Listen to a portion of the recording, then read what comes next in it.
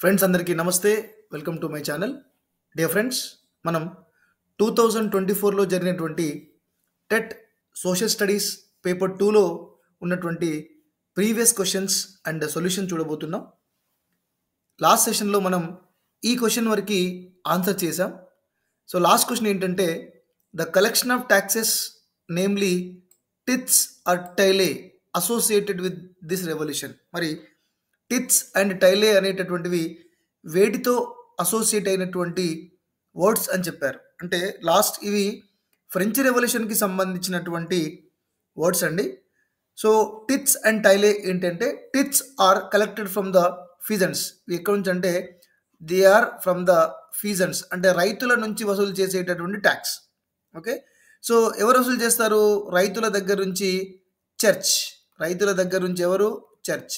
So church ఫీజన్స్ నుంచి రైతులను పీల్చి పిప్పి చేస్తుంది. ఇది ఎంత ఉంటుందంటే 1/10 ఆఫ్ అగ్రికల్చర్ ప్రోడక్ట్స్. అంటే పండిన పంటలో 1/10 వంతు ఈ టిత్స్ అనేటటువంటి ట్యాక్స్ ఉంటుంది. ఇంకొకటి టైలే అనేటటువంటి ట్యాక్స్ డైరెక్ట్గా స్టేట్ వసూలు చేస్తుంది, అంటే రాజ్యం వసూలు చేస్తుంది. సో ఇది ఒక డైరెక్ట్ ట్యాక్స్. అడగొచ్చు which is the direct tax అంటే టైలే ఈజ్ ద డైరెక్ట్ ట్యాక్స్ అని చెప్పవచ్చు. అంతేకాకుండా చాలా రకాలైనటువంటి ఇండైరెక్ట్ ట్యాక్సెస్ కూడా ఈ ఫ్రెంచ్ ప్రభువులు ప్రజలపై మోపేవారు. ఇక్కడ first estate, second estate, third estate అని ఉండేవారు. సో దీంట్లో థర్డ్ ఎస్టేట్ ప్రజలు మాత్రమే పన్నులు కట్టాలి. Only the third estate people are they are paid taxes. Only వాళ్ళు మాత్రమే ట్యాక్సులు కట్టేది. సో అందువల్ల వాళ్ళ కోపం వచ్చి వాళ్ళు ఒక ఉద్యమాన్ని స్టార్ట్ చేశారు. అదే ఫ్రెంచ్ రెవల్యూషన్కి కారణమైందని చెప్పవచ్చు. సో అప్పుడు రాజు ఎవరంటే, ఫ్రెంచ్ రెవల్యూషన్ ఇంతకుముందు సెషన్లో మనం చెప్పుకున్నట్టు ఫ్రెంచ్ రెవల్యూషన్ 1789లో జరిగింది, 1830లో జరిగింది, అదేవిధంగా 1848లో జరిగింది. సో ఇక్కడ లూయి 16, 1830లో చార్లెస్ 10, మరి 1848లో లూయి ఫిలిప్. ఇక్కడ లూయి ఫిలిప్ వీరు రాజులుగా ఉన్నప్పుడు ఉద్యమాలు జరిగాయి. నెక్స్ట్ క్వశ్చన్,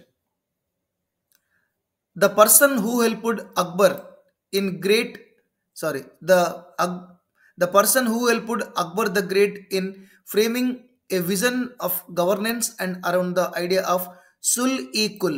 మరి అక్బర్ యొక్క పరిపాలనా కాలంలో ఈ గవర్నెన్స్ని బాగా నడిపించడానికి ఒక ఐడియా వచ్చింది. సుల్-e-kul అనేటటువంటి ఐడియా తీసుకొచ్చిన వ్యక్తి ఎవరు అన్నది క్వశ్చన్. సో మరి జహాంగీరా, అక్బర్ యొక్క సన్ కాదు. తాన్సేనా కాదు. తాన్సేన్ ఎవరు? Tansen he's a musician. మనకు రావచ్చు నెక్స్ట్ వచ్చేటటువంటి అప్కమింగ్ క్వశ్చన్లో కానీ డిఎస్సిలో కానీ రావచ్చండి. Tansen is a musician. ఆయన ఒక మ్యూజిషియన్. అబ్దుల్ రహీం ఖాన్ ఖానా అనేటటువంటి వ్యక్తి. ఈయన ఈ యొక్క విజనరీ గవర్నెన్స్కి ఆద్యుడు అని చెప్పవచ్చు. ఇంకొక ఆన్సర్ చూద్దాం. ఆప్షన్ అబుల్ ఫజల్. అబుల్ ఫజల్ ఎవరు? Abul Fazal was a historian. ఈయన చరిత్రకారుడు. ఈయన ఏం రాశారు? అక్బర్ నామా రాశారు. అబుల్ ఫజల్. దీన్ని మనం ఐన్ అక్బరి అని కూడా అనొచ్చు. ఐన్ ఏ అక్బరి అనేటటువంటి పుస్తకం రాశారు. మరి రహీం ఖాన్ ఖానా ఎవరు? రహీం ఖాన్ ఖానా ఈయన ఒక విజనరీ మేధావితో పాటు ఈయన ఒక పోయెట్ కూడా. సో మనకి ఆన్సర్ వచ్చేసరికి సుల్-e-kul అనేటటువంటి భావన అనే ఐడియాలజీ తీసుకొచ్చింది ఎవరు అంటే Abdul Rahim Khan 1. Next, the 7 tombs of Qutub Shahi rulers marked a unique architectural style which was a mixture of. మరి మన హైదరాబాద్లో ఉన్నటువంటి కుతుబ్ షాహీ టోమ్స్ ఏవైతే ఉన్నాయో, సమాధులు ఏవైతే ఉన్నాయో, మరి ఇవి ఏ స్టైల్లో ఉన్నాయి అని అడుగుతున్నారు. సో అవి పర్షియా అండ్ హిందూ స్టైల్. అవి ఉన్నటువంటి స్టైల్ ఏంటంటే పర్షియా హిందూ స్టైల్. సార్ మరి గాంధారా హిందూ స్టైల్ అంటే ఏంటి? Gandhara Hindu style it is about 1st century to 7th century. 1st century to 7th centuryలో ఉన్నటువంటి ఈ గౌతమ బుద్ధ యొక్క స్ట్రక్చర్, ఇది గాంధారా స్టైల్ అంటారు. ఓకే, ఈ గాంధారా స్టైల్ ఎక్కువగా నార్త్ వెస్ట్ ఇండియాలో ఉండేది. ఈ ఈ ప్లేస్లో గాంధార స్ట్రక్చర్ ఉండేది. గ్రూప్ 1లో వచ్చింది క్వశ్చన్ గాంధార గురించి. మరి ఇండో సార్సనిక్ స్టైల్ అంటే ఏంటి? Indo Saracenic style is about India plus British. India plus British స్టైల్నే మనం ఇండో సార్సనిక్ స్టైల్ అంటాం. ఎగ్జాంపుల్గా Mysore palace, gateway of India, Victoria memorial, ఇవన్నీ కూడా ఈ సార్సనిక్ స్టైల్లో ఉంటాయి. మరి ఇండియన్ రాక్ కట్ ఆర్కిటెక్చర్ ఏంటి అంటే ఒక కొండను కానీ గుట్టను కానీ తొలిచి ఇక్కడ కేవ్ లాగా చేయడం, ఒక రాక్ని కట్ చేయడం. అంటే ఎక్కడ ఉంటుందంటే మహారాష్ట్రలో ఉన్నటువంటి అజంతా ఎల్లోరాలో గుట్టలను రూములుగా మలిచారు. బాదామి, భీంబేట్కా ఇవి ఇండియన్ రాక్ కట్ ఆర్కిటెక్చర్కి ఎగ్జాంపుల్గా చెప్పవచ్చు. Next, rights of A person arrested under ordinary circumstances is light down.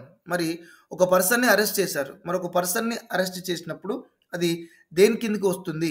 Right to equality కాదు. Article number 14 is about right to equality. Right to life and personal liberty. Right to life and personal Liberty, దీనికి మనకి Indira Sahani case కూడా వస్తుంది. Maneka Gandhi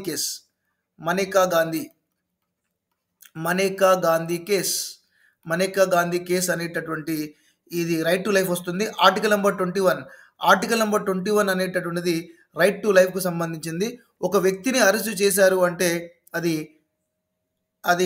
under the circumstances, under the act of fundamental right to life and personal liberty. Right to freedom of speech కాదు. Constitutional రెమెడీస్ని article number 13 explains about constitutional remedies. దీన్ని మనం అంబేద్కర్ గారు రాజ్యాంగ పరిహారపు హక్కు తెలుగులో దీన్ని అంబేద్కర్ గారు ఏమని చెప్పారంటే రాజ్యాంగం యొక్క హృదయం వంటిది. It is the heart of the constitution అని చెప్పారు. ఎవరు? Ambedkar. So freedom and expression ఎంత? 19. Article number 19 about right to freedom of speech and expression. And constitutional remedies article number 32. Right to life is article number 21 and equality 14. Next, among the following identify the incorrect statement. చూడండి, incorrect statement అడుగుతున్నారు. Incorrect statement regarding the legislative council of Telangana. మరి మన తెలంగాణలో ఉన్నటువంటి MLC మండలి అంటారు, శాసన మండలి. మరి ఈ శాసన మండలికి సంబంధించి తప్పుగా ఇవ్వబడినది ఏంటి అని అడుగుతున్నారు. చూద్దాం ఒకసారి తప్పుగా ఇవ్వబడింది ఏంటో ఒకసారి ప్రయత్నం చేద్దాం. So 3 members to the legislative councils are elected from the teachers కాదు. Teachers 3 members to the legislative council are elected from the teacher. Okay, ఇది కరెక్టే. తప్పు అడిగారు.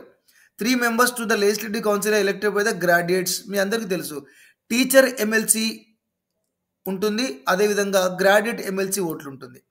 16 members to the legislative council elected by the member of the legislative assembly. 16 members కాదు, ఎమ్మెల్యేలు ఎన్నుకునేది only 14 members మాత్రమే. అంటే మన తెలంగాణలో ఉన్నటువంటి ఎమ్మెల్యేలు 14 members వీరు కౌన్సిల్కి పంపిస్తారు. Next, 6 members to the legislative council are nominated by the governor. ఇది కూడా కరెక్టే. సో తప్పు అయింది ఏంటి అంటే ఇదే తప్పు.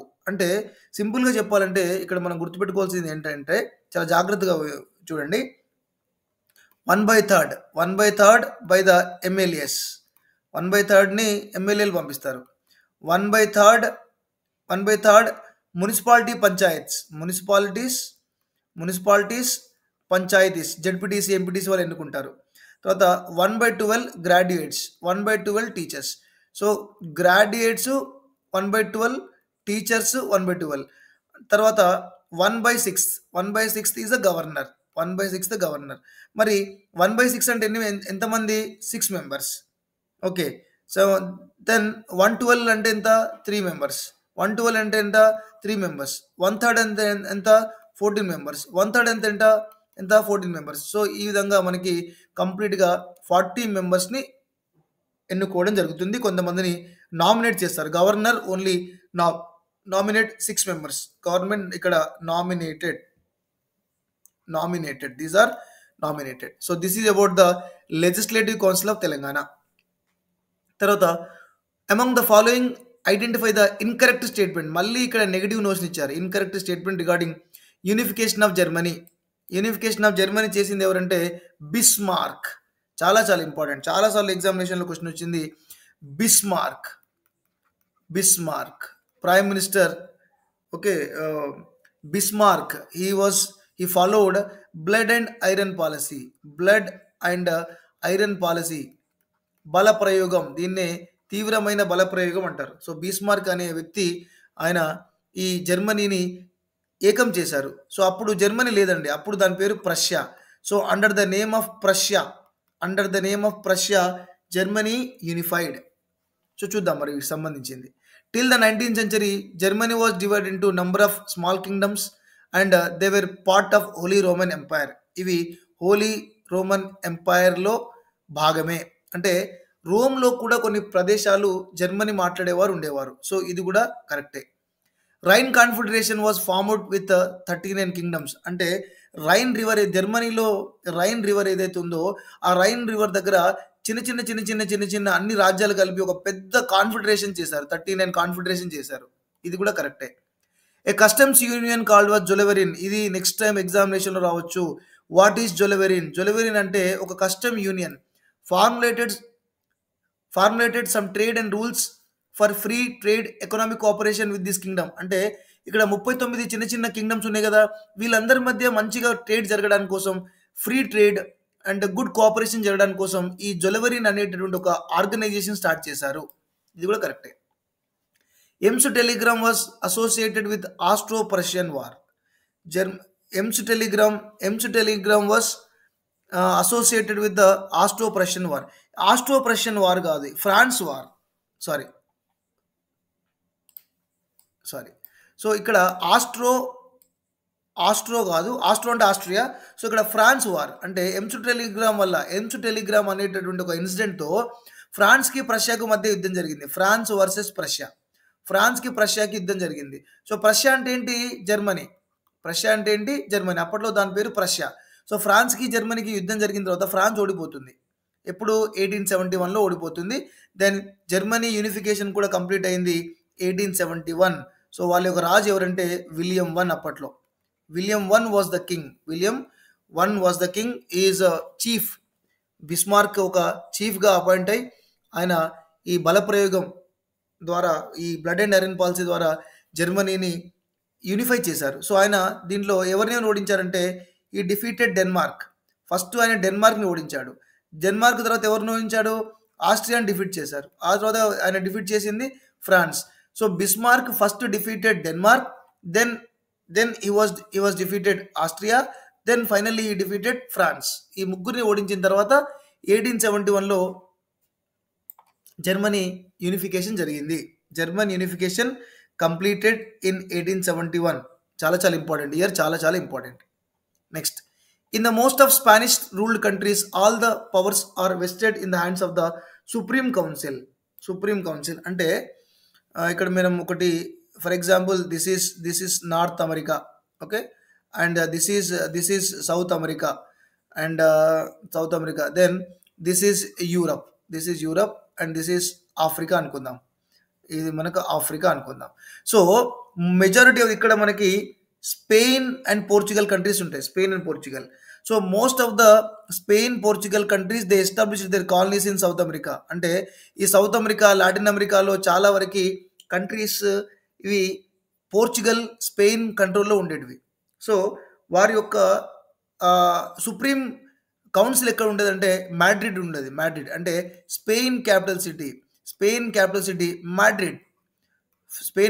ఏంటి? మాడ్రిడ్. అంటే వీళ్ళు ఈ యొక్క సౌత్ అమెరికాలో ఉన్నటువంటి కాలనీస్ని, అంటే లాటిన్ అమెరికా అంటాం కదా, లాటిన్ అమెరికా ఎందుకు అంటాం అంటే there language derive from the Latin.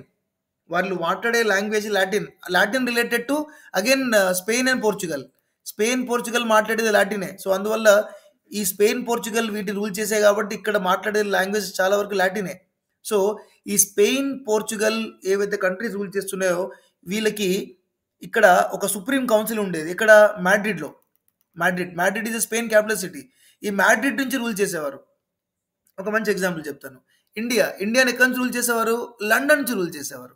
British they ruled India from London. So British వారు మన ఇండియాని ఎలాగైతే లండన్ నుంచి రూల్ చేశారో, వీరు కూడా మాడ్రిడ్ నుంచి ఈ యొక్క లాటిన్ అమెరికాని, సౌత్ అమెరికాని రూల్ చేసేవారు. So this is Madrid. Lisbon అంటే ఏంటి? Lisbon is the capital city of Portugal. చాలా చాలా important. Lisbon is the capital city of Portugal. And Berlin is the capital city of Germany. Berlin is the capital city of Germany. And Paris మీకు తెలుసు, France capital city is Paris. Okay, next. According to this, no European power would be allowed to build the colonies in the American continents, and the United States will not interfere in the affairs of the Europe and their colonies in other continents. This is the 9th class question. This announcement was given by Monroe. దీన్ని ఏమంటారు అంటే Munro doctrine. President Munro 1823లో ఒక announcement చేశారు. ఏంటంటే announcement అంటే, so మేము వేరే country జోలికి వెళ్ళము, మా అమెరికన్ కాంటినెంట్ జోలికి ఎవరు రావద్దు, యూరోపియన్ ఎవరు కూడా మా అమెరికాలో మీ యొక్క కాలనీస్ని ఎస్టాబ్లిష్ చేయొద్దు, అండ్ యూరప్లో ఉన్నటువంటి విషయాలలో అమెరికా కూడా జోక్యం చేసుకోదు, మా జోలికి మీరు రావద్దు, మీ జోలికి మేము రాము అని ఆయన థామస్ మన్రో 1823లో ఆయన చెప్పడం జరిగింది. Then what is Marshall plan? Marshall plan అంటే ఏంటంటే, సో యుఎస్ మార్షల్ ప్లాన్ ఇది సెకండ్ వరల్డ్ వార్ తర్వాత ఏ కంట్రీస్ అయితే ఫినాన్షియల్గా ట్రబుల్ ఉన్నాయో వారికి హెల్ప్ చేయడానికి మార్షల్ ప్లాన్ తీసుకొచ్చారు. America came with Marshall plan to help the countries in after second world war. New deal policy. So new deal policy again it is started by mister FD Roosevelt. తర్వాత Carter doctrine గురించి నాకు తెలియదు, but answer is మనకి Monroe doctrine 1823. మేము మీ జోలికి రాము, మీరు మా జోలికి రావద్దు, simple. Next, the Chinese allowed the Europeans to conduct trade with China through this port. మరి చైనా వారు ఫస్ట్ స్టార్టింగ్లో, this is China. British wanted to enter in to China. So British ఎలాగైతే ఇండియాలో ఎంటర్ అయ్యారో, సో అలాగే చైనాలోకి enter అయ్యి చైనాలో వాళ్ళ యొక్క బిజినెస్ని ఎక్స్పాండ్ చేద్దాం అనుకున్నారు. But Chinese king was not accepted. So then British they smuggled opium అంటే తెలుసు కదా, నల్ల మందు, ఓపియం. ఓకే, సో ఓపియంని స్మగ్లింగ్ చేశారు. ఫైనల్గా ఈ స్మగ్లింగ్ వల్ల చైనాకి ఇంగ్లాండ్కి వార్ జరిగింది. చైనా వర్సెస్ ఇంగ్లాండ్ వార్ జరిగింది. So that is called as first opium war. First opium war 1839-42లో జరిగింది. అండ్ సెకండ్ ఓపియం వార్ 1858-59లో జరిగింది. 58-59 ఈ 2 వార్లలో చైనా ఓడిపోతుంది. ఈ 2 వార్లలో చైనా ఓడిపోయి బ్రిటిష్ వారిని బిజినెస్ చేసుకునే విధంగా యాక్సెప్ట్ చేసింది. మరి వారు ఏ పోర్టు ద్వారా ట్రేడ్ చేశారు అంటే the port of Macau. Very very important. Port of Macau ద్వారా వీరు బిజినెస్ చేశారు. ఎవరు? యూరోపియన్స్ బిజినెస్ చేశారు. కంప్లీట్గా చైనా పరిస్థితి ఎలా జరిగిందంటే, ఇది చైనా అనుకోండి, ఇగో ఈ ప్లేస్ బ్రిటిష్ వాళ్ళ దగ్గరికి వెళ్ళిపోయింది, ఈ ప్లేస్ జర్మనీ వాళ్ళ దగ్గరికి వెళ్ళిపోయింది, ఈ ప్లేస్ జపాన్ వాళ్ళ దగ్గరికి వెళ్ళిపోయింది, ఈ ప్లేస్ అంటే ఇది కంప్లీట్గా చైనాను ఒక వాటర్ మిల్ని ఎలాగైతే కోసుకుంటామో ఆ విధంగా డివైడ్ చేసుకున్నారు చైనాని. సో ఫ్యాక్ట్ ఏంటంటే, India was under the control of only one country, British. But China was under the control of many countries. చైనాను చాలా కంట్రీస్ రూల్ చేశాయి. Next, according to the following these Adivasis lived in the forest of Odisha. మరి ఒడిస్సాలో ఉన్నటువంటి tribals ఎవరు అంటున్నారు. So బైగా Muria these are the tribals of Madhya Pradesh. Koya Reddy వీళ్ళు మనకి మన తెలంగాణ ఏపీ. కోయా రెడ్డి అంటే గోండ్ ఉందనుకోండి, మరి గోండ్ తెలుగు రాష్ట్రంలో గోండ్ ఎక్కడ ఉంటారు? ఆదిలాబాద్. తర్వాత కోయా ఎక్కడ ఉంటారు? కోయా వాళ్ళు ఉండేది ఖమ్మం, భద్రాద్రిలో కోయా వాళ్ళు ఉంటారు. తర్వాత మనకి చెంచులు ఎక్కడ ఉంటారు? చాలా చాలా important, Chenchu community. So Chenchu community ఎక్కడ ఉంటారంటే మహబూబ్ నగర్, MBNR మహబూబ్ నగర్లో చెంచులు ఉంటారు. సవర అనేటటువంటి వారు ఈ ఒడిస్సాకు చెందిన వారు. ఓకే, సవర. నెక్స్ట్ ముండాస్ వీరు ఎక్కడ ఉంటారంటే జార్ఖండ్లో ఉంటారు. జార్ఖండ్. బిర్సా ముండా ఆయన బ్రిటిష్ వారికి వ్యతిరేకంగా ఫైట్ చేశారు. ఎవరు? బిర్సా ముండా. చాలా చాలా important, Birsa Munda. Next, one among the following is not the cause of first world war. అసలు ఫస్ట్ వరల్డ్ వార్కి కాజ్ కానిది ఏంటి అంటున్నారు. కాజ్ కానిది ఏంటి? ఫస్ట్ వరల్డ్ వార్కి కాజ్ మిలిటరిజం కాజే, ఇంపీరియలిజం కాజే, సీక్రెట్ అలయన్సెస్ కాజే, sinking of American commercial ship by German troops. ఇది అసలు దానికి సంబంధం లేదు. Sinking of American ship, okay, ఇది సంబంధం లేదు. అసలు ఫస్ట్ వరల్డ్ వార్కి రీజన్స్ ఏంటి? ఫస్ట్ వన్ చూద్దాం ఒకసారి. As per the text book మనం first one is aggressive nationalism. Aggressive nationalism. Aggressive nationalism. Aggressive nationalism. And second one ఏంటి? Imperialism. Imperialism. And third one ఏంటి? Secret alliances. And fourth one ఏంటి? Militarism. Militarism. And fifth one ఏంటి? Balkan politics. Balkan politics. First one aggressive nationalism. Aggressive nationalism. Second one imperialism. Next secret alliances. Next militarism. Next Balkan politics. ఇవన్నీ కూడా world war వన్కి reasons. తర్వాత immediate cause ఏంటి? Immediate cause ఏంటంటే 1914 28 June 1914 archduke Franz Ferdinand was killed by one Bosnian Serb. ఒక Bosnian Serb Austria రాకుమారుణ్ణి చంపేస్తాడు. Okay, so దానివల్ల వరల్డ్ వార్ వన్ వచ్చింది. Next, in October 1917 the Soviet under the leadership of this party seized power from provincial government. Provincial government అంటే ఏంటి? Temporary government. Provincial government అంటే ఏంటి? Temporary government. అంటే దీని గురించి ఒకసారి చిన్న ఎక్స్ప్లెయిన్ చేస్తాను. సో 1917లో మనకి ఫస్ట్ రెవల్యూషన్ జరిగింది. ఫస్ట్ రెవల్యూషన్ రష్యాలో ఫస్ట్ రెవల్యూషన్ జరిగింది. ఈ రెవల్యూషన్ ఎందుకు జరిగింది? We want peace and bread అని చెప్పారు. We want peace and bread. మాకు పీస్ అండ్ బ్రెడ్ కావాలి. పీస్ ఆఫ్ బ్రెడ్ కాదు, పీస్ అండ్ బ్రెడ్. అంటే మాకు శాంతి కావాలి, తిండి కావాలి. సో అని ఫస్ట్ మూమెంట్ జరిగింది. సెకండ్ మూమెంట్, ఈ మూమెంట్ తర్వాత రాజు పారిపోతాడు. King was ఫ్లెడ్. ఈ రాజు పారిపోయిన తర్వాత ఇక్కడ ఏ గవర్నమెంట్ ఏర్పడింది? Provincial government. ఇక్కడ ప్రొవిన్షియల్ గవర్నమెంట్ ఏర్పడుతుంది. ప్రొవిన్షియల్ గవర్నమెంట్ ఏర్పడుతుంది. సో ఈ ప్రొవిన్షియల్ గవర్నమెంట్ నడిపించింది ఎవరంటే కెరెన్స్కీ. కెరెన్స్కీ అనేటోడు చేస్తాడు. తర్వాత మళ్ళీ 1917లో బోల్షివిక్ రెవల్యూషన్ జరుగుతుంది. బోల్షివిక్ 1917 బోల్షివిక్ రెవల్యూషన్ జరుగుతుంది. ఈ బోల్షివిక్ రెవల్యూషన్ తీసుకొచ్చింది ఎవరంటే Russian communist party, RCP. Russian communist party ఈ 1917లో బోల్షివిక్ విప్లవాన్ని తీసుకొస్తుంది. అంటే ప్రొవిన్షియల్ గవర్నమెంట్ తర్వాత మనకి గవర్నమెంట్ స్టార్ట్ చేసింది ఎవరంటే బోల్షివికులు. ఇక్కడ నుంచి చూడండి, బోల్షివికులు. ఓకే, అంటే ఈ ప్రొవిన్షియల్ గవర్నమెంట్ వాళ్ళు ఏం చేశారంటే మనం మళ్ళీ యుద్ధం చేద్దాం అన్నారు. అరే మళ్ళీ యుద్ధం ఏంద్రా భయ్, యుద్ధం గిద్దం ఏం లేదు నడుడు అని చెప్పి మళ్ళీ బోల్షివికులు అధికారాన్ని హస్తగతం తీసుకున్నారు. సో మొత్తానికి రష్యాలో మనకి 2 సార్లు విప్లవం జరిగింది. మన ఈ టెక్స్ట్ బుక్ ప్రకారం 1, ఇది 2. Okay, next, Adolf Hitler assigned the responsibility of economic recovery. మరి జర్మన్లో గ్రేట్ డిప్రెషన్ వచ్చింది. జర్మన్లో ఆర్థిక మాంద్యం వచ్చింది. ఆర్థిక మాంద్యం ఎప్పుడు? 1929 to 39, అంటే 10 ఏళ్ల కాలంలో. ఈ పీరియడ్లో మరి జర్మనీ చాలా అభివృద్ధి చెందాలి అంటే ఏం చేయాలి అనే దానికి ఆయన జాల్మట్ చాస్ట్ అనేటటువంటి ఒక ఆర్థికవేత్తకి ఆయన ఒక పనులు అప్పగించారు. నువ్వు ఏం చేస్తావో తెలియదు, జర్మన్ ఎకానమీ పరుగులు తీయాలి, జర్మన్ ఎకానమీ బాగా డెవలప్ కావాలి, ఇండస్ట్రీస్ అన్ని ఓపెన్ కావాలి, నువ్వేం చేస్తావో తెలియదు అని చెప్పి జాల్మర్ చాస్ట్ అనేటటువంటి ఆర్థికవేత్త, ఎకానమిస్ట్కి ఇవ్వడం జరిగింది. ఆయన జర్మన్ పీపుల్స్ కార్ ఓక్స్ వ్యాగన్ అని దేన్ని తీసుకొచ్చారు? ఓక్స్ వ్యాగన్ తీసుకొచ్చారు. ఓక్స్ వ్యాగన్ దీని ఏమంటారంటే జర్మన్ పీపుల్స్ కార్. ఇక్కడ మన ఇండియాలో కూడా ఉన్నాయి Volkswagen. Next, this person was appointed as a constitutional adviser of the constitutional drafting committee and he later became the first Indian judge in International Court of Judges.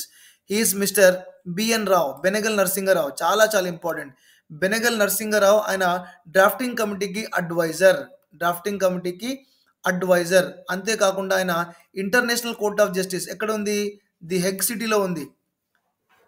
Hague సిటీలో ఉంది, Netherland Hague సిటీలో ఉంది. So Hague సిటీలో ఉన్నటువంటి ఈ international court of జస్టిస్కి ఆయన ఆయన జడ్జిగా పనిచేశారు. అంతేకాకుండా దల్వీర్ భండారి కూడా ఉన్నారండి. దల్వీర్ భండారి అనేటటువంటి ఇంకొక ఇండియన్ కూడా ఈ యొక్క ఇంటర్నేషనల్ కోర్ట్ ఆఫ్ జస్టిస్కి ఆయన న్యాయమూర్తిగా పనిచేశారు.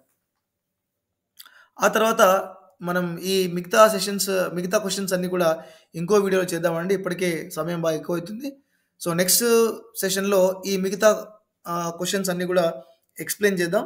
సో, ఐ హోప్ మీకు ఈ రివిజన్ మీకు బాగా యూజ్ అవుతది అనుకుంటున్నాను. ఎవరెవరికైతే యూజ్ అవుతదో ప్లీజ్ మెన్షన్. ఏదైనా డౌట్ ఉన్నా కూడా కామెంట్ సెక్షన్‌లో కామెంట్ చేస్తే నేను మీ డౌట్స్ ఏమన్నా క్లియర్ చేసేటువంటి ప్రయత్నం చేస్తా. సో, అంతవరకు సెలవు. మళ్ళీ మన ప్రీవియస్ క్వెషన్స్‌తో మళ్ళీ కలుద్దాం. Tata, by by and I wish you all the best to all.